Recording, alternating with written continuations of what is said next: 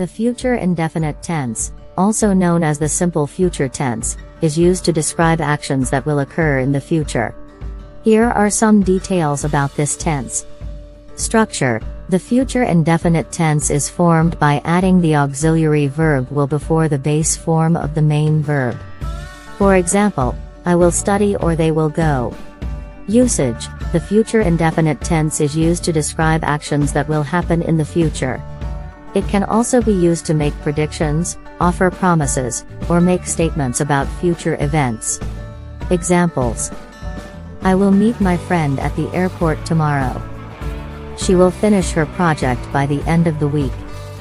They will visit their grandparents next month. He will not be able to attend the meeting.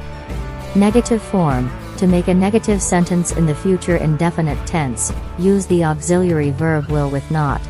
For example, I will not go or they will not come. Question form. To form a question in the future indefinite tense, invert the subject and the auxiliary verb will. For example, will you be there?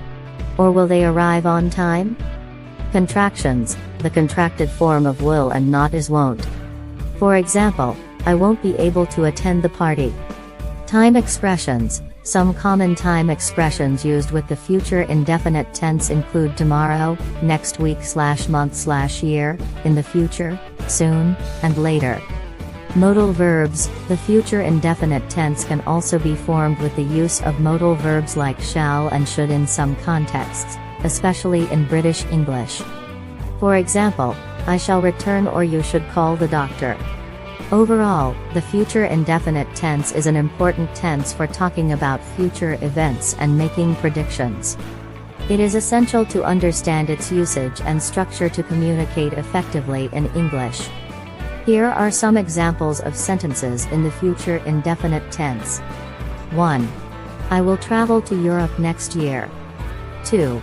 They will finish their work by the end of the day. 3. She will buy a new car soon. 4.